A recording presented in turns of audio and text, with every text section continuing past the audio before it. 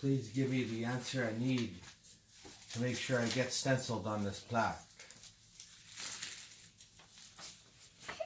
Jake Kumaro? Who in the fuck is that? Hey everyone, guess who's back? It's Kamish. Back here with another team preview. This time it's Chris and Basin Street Bullies. A guy who only has one loss in his entire career in the format. Went undefeated in Tier 3, only lost one game in Tier 2. And has made his way up to the LOC, rightfully deserved. He took over a team that actually won the South last year. A guy who took the Grace did not want to pay. So the rule is if you take the Grace and then you don't pay the next year and following years, you just get kicked out of the format. So it's just how it works, and I'm pretty firm on that. But let's get into Chris's lineup. Here's a guy that didn't take the Grace, just paid immediately. Definitely respect that. He's got a quarterback and Superman. I don't know, to me, for whatever reason, I just feel like Kelvin Benjamin kind of made Cam Newton look like a bitch in the preseason there, but that's just me.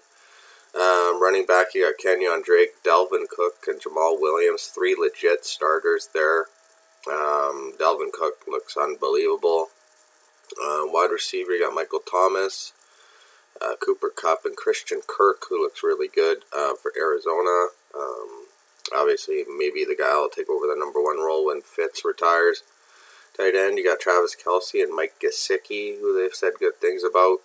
In the RWT slot, you got LeGarrette Blount, James Washington, and then Corey Coleman. Not too sure about him. On the bench, you got Rosen backing up Superman. You got a couple of running backs. It looks like Cortland Sutton would be the guy that would take over Corey Coleman's spot in the starting lineup there.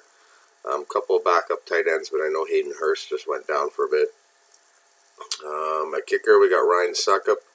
And defense, you got the Ravens and the Seahawks to choose from on any given day.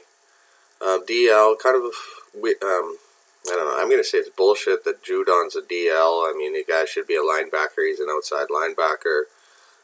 So NFL.com screwing us over because Judon's going to get linebacker points in the DL hole for Chris. But smart for Chris to recognize that. Then Nagagui, I think that's how you say his name. Guy had a good year last year. Linebacker, you got McKinney, Deion Jones, who looked unreal, and Roquan Smith. DB, you had the interception leader from last year, Keith Byard, King, and Minka Fitzpatrick.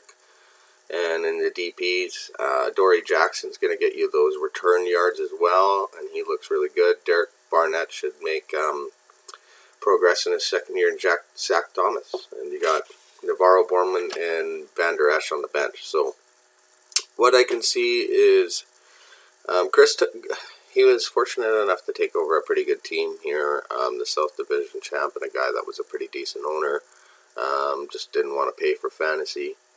But Chris is an unbelievable owner as well. I mean, obviously, I get to play in all tiers, so I get to see who's good and who isn't. And, you know, the LOC this year, I think, has the best owners there is, and Chris is definitely in there. So because of that, I do have Chris going 8-4 before Flex Week 13. I have him as a playoff team.